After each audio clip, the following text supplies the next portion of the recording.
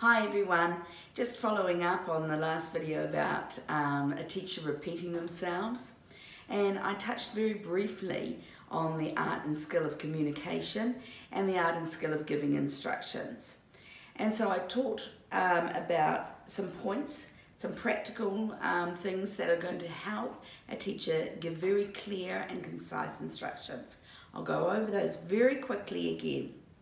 So the skill of giving a good instruction: say what you mean and mean what you say, give polite commands and don't ask, provide a 5-minute warning if need be, provide a safe place for added information, be patient, have eye contact and verbal responses from the child, vary your voice and give a lot of facial cues. Now, if you're going to be doing some of those, then you will become an amazing communicator, an amazing teacher, because you will know how to give instructions so that a child finds it easy to obey. And then the other side of the coin of that is what's called the power of once. Now, the power of once is not my idea. It came from Dr. Francis Steinberg. And Dr. Francis Steinberg talks about understanding the problem of repeating yourself. Because the more you repeat yourself, the more power and control you lose. And the child gains more control over you. So as a teacher, you must break the habit of repeating yourself. And so the power of once is a technique to run alongside good instruction giving. Now, this technique operates on the premise of never repeating an instruction or a request. And Dr. Steinberg says never repeat yourself. And you know the good old, you hear it quite often, people going 1, 2, 2 1/4, 2 1/2, 3. In other words, waiting and counting for their children to see whether they would obey them. But counting like that just teaches the child to count, but also teaches them about delayed obedience. Oh, it's okay, I'm not going to obey her until we get to 3. And so I'll just wait until then. It's an ineffective tool. So the power of once is just saying that instruction one time. Now, if the child hears the instruction because you gave it very well, then the child has 3 choices. The first choice is do what is asked. And if they do what is asked, well, then life is good and there's nothing else happens, and life is great, it's sweet. The second choice is they don't do what is asked, but they give an acceptable reason and you decide what to do. Not them, but they've given their reason and you make the decision. For example, in a classroom, it might be pack up time, but a child comes to you and says, I've spent half an hour building this tower. I really like it. I don't want to pack up. Well, then you have the decision. You've said pack up time, but I would suggest that you say, why don't we keep this in a special place and you can come back to it later? Because you have given the instruction of pack up, but because that child has come to you and given you that additional information, you can change your original instruction just to be able to help to solve that problem. You don't want to cause frustration in a child. So therefore, allowing them to give that additional information is really key. Number 3 then is you've given the instruction and they just ignore you or they refuse to do what you say. And if this is the case, then you must enact a consequence that is achievable.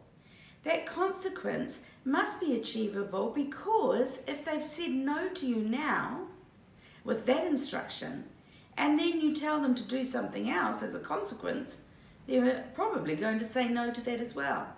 So it must be achievable. So therefore, if I'm just even thinking within a classroom context, one of the things that we are really doing at Reach Forward Early Learning Centres is that we ask children to use their manners, and we like to encourage them, we praise them when they use their manners, and we're teaching them the social skills of how to succeed in life. So when we're handing out some biscuits or doing something like that for morning tea, we expect children to say thank you. Why? Because obviously it's good manners, it's polite, but it also teaches them gratefulness. And when they are grateful, or just anyone is grateful, you soon have a top-up of happiness because you think, wow, this is so good. So we're teaching them manners, and so when we give them something, a biscuit or an apple, we expect a thank you. Now if the child refuses and just buttons their lips up, or turns their head, or does something like that, we might say it once, and we'd say, what do we say? I want to hear thank you. And if they still refuse, then the consequences, we take the apple and the biscuit away and we don't offer it again. They miss out. Therefore, they don't get it. Even if they cry, if they carry on, or if they perform, it's no. You had your chance to obey, now it's over. We'll try again at lunchtime, or we'll try again at afternoon tea time. But that's the consequence for not doing as you're told just then. And so it's immediate, it's fair, it's obvious to the child because it's related to what they're doing. For instance, say you ask them all to come in from the playground. It's come on everybody, come in. And one particular child runs away and runs the opposite direction. Well, we don't have teachers running after that child and leaving the 99 to collect the one in this instance. We just actually, they're in an enclosed, safe environment. There's walls up, they can't escape. They've run away, we've said come in. So what we do simply is, depending on the age of the child of course, but say it's a 4-year-old, is we would have all the children come in, we would close the ranch slider, we can still see out the glass, and we would carry on, and that child ends up being out there by themselves. They might be by themselves, but we still keep our eyes on them, but they are not taking the attention of the teacher away from the rest of the children. Eventually that child realizes they're missing out because we create such amazing fun, and they do wish to come in. There are always consequences for their behavior, and they might sit down, and so we'd say, right, no, consequence, I asked you to do something, you didn't, you're sitting over there.